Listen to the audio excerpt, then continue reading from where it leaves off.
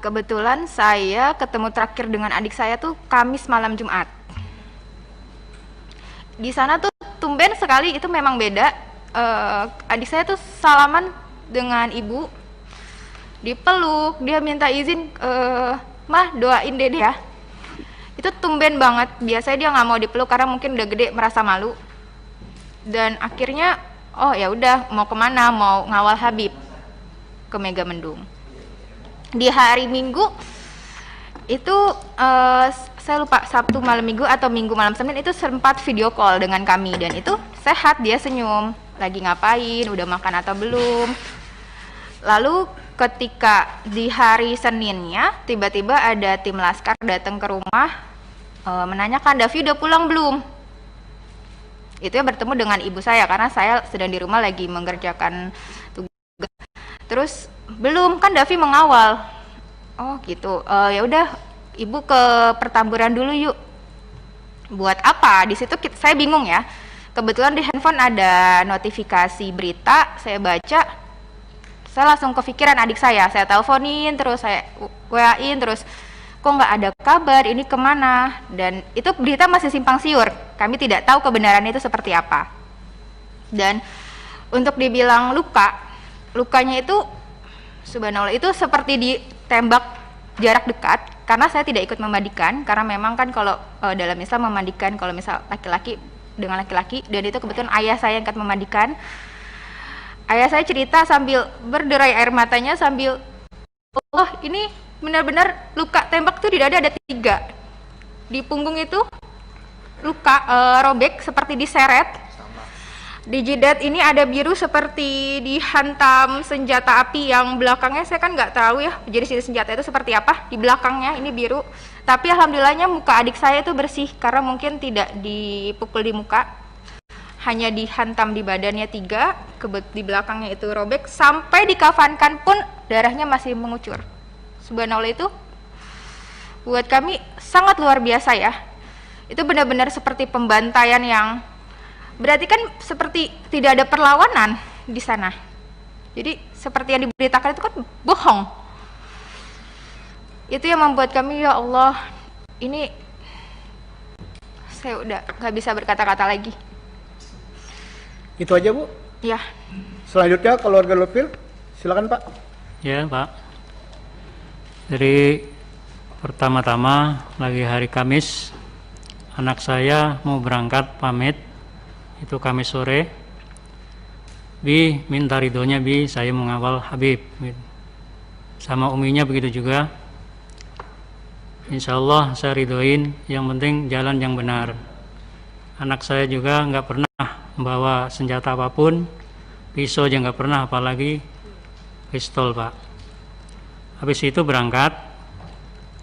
Lalu hari Minggu siang jam 14.00 saya chattingan,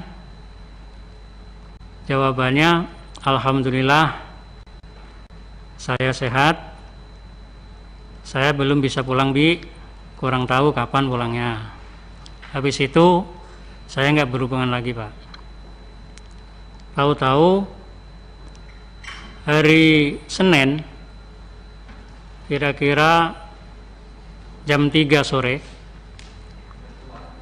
itu ada kabar dari tetangga ke rumah bahwa di berita media sosial maupun TV Pak, itu anak saya termasuk yang diculik Pak.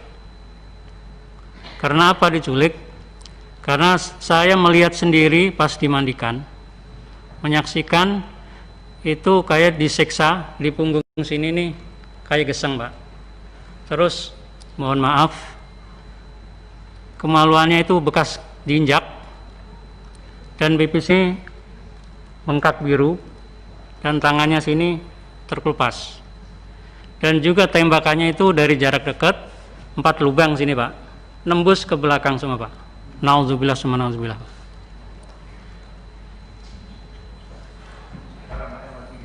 Jadi kulitnya juga yang di belakang sama yang sini itu agak terkelupas Pak, agak lebar jadinya. Yang saya ketahui itu Mandiin Bang si Aziz. Ya nanti. jadi menjawab pertanyaan tadi itu cukup. Seperti Oke. itu kejadiannya. Selanjutnya kiri saya, siapa yang mau bertanya, Pak Adang? Atau siapa? Wah, itu sisi kanan saya.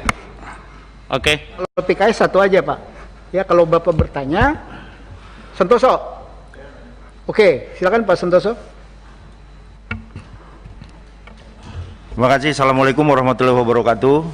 Pimpinan dan anggota Komisi 3 yang saya hormati, Bapak-bapak, keluarga korban tragedi Tol Cikampek. Yang pertama, tentunya saya ingin menyampaikan innalillahi wa inna ilaihi rajiun. Semoga almarhum husnul khotimah dan keluarga yang ditinggalkan diberikan kekuatan dan ketabahan. Bapak Ibu yang saya hormati, tanggal 10 ini bertepatan dengan Hari Hak Asasi Manusia di sedunia, di mana sebelum jatuh pada tanggal 10 ini telah terjadi tragedi di Indonesia yang kita semua tahu sangat menyayat hati, dan semoga kejadian ini tidak berulang lagi. Saya fokus kepada keluarga almarhum ya. Setelah kejadian itu dan almarhum sudah dimakamkan, apakah barang-barang milik almarhum, mungkin termasuk HP-nya atau apa, dikembalikan oleh pihak aparat kepada pihak keluarga?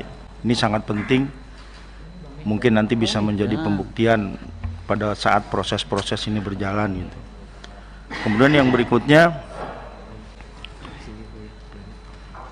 saya ingin menanyakan juga, apakah pihak keluarga atas kejadian ini merasa terancam gitu, atau ada yang mengancam gitu? Karena menurut saya penting juga gitu, karena jangan sampai keluarga bapak ibu sudah menjadi korban, tapi ibu juga terancam, terintimidasi atas musibah ini, sehingga bapak ibu tidak bisa menceritakan, tidak bisa menjelaskan apa-apa yang menjadi korban ya dari pihak keluarga ibu. Saya kira itu pimpinan dari saya, terima kasih. Pertanyaan Saudara Sentoso. Yang pertama, apakah ada barang almarhum baik Reza, Andi, Lufi, ya, Kadafi itu pada saat jenazah diserahkan, itu ada yang diserahkan HP atau yang lain? Itu pertanyaannya. Yang kedua, ya, apakah ada ancaman-ancaman terhadap keluarga korban, ya, agar tidak bersaksi atau tidak ini, tidak menuntut dan macam-macam? Ada nggak itu? Itu kan so. Oke, silakan mulai orang tua Pak Lufil, almarhum Lufil. Ya, terima kasih. Sampaikan bahwasanya barang-barangnya itu KTP pun nggak ada, KTP pun nggak ada, apalagi HP atau tasnya. Biasa itu anak saya bawa tas yang kecil itu buat HP dan lain-lainnya. Jadi KTP pun enggak, atau pakaian juga enggak. Yang keduanya tadi ada ancaman dan macam-macam, Pak? Saya cuma curiga, kecurigaan saya sendiri, jadi kayak terancam. Jadi banyak wartawan yang tidak jelas gitu, atau orang yang tidak jelas mau menanya yang macam-macam gitu. Tapi insya Allah saya berteguh bahwa saya nggak akan menjawab di situ walaupun ada ancaman apapun. Itu, terima kasih. Itu saya. Oke, silakan. Yang mewakili almarhum Kadafi, silakan. Pertanyaannya ada dua, Bu. Ada barang almarhum Kadafi nggak? Yang kedua, ada ancaman nggak? Silakan. Ya, ini juga yang akan saya tanyakan sebenarnya, pimpinan. Kami keluarga tidak diberikan barang-barang Kadafi, handphone, tas, dompet itu tidak ada sama sekali.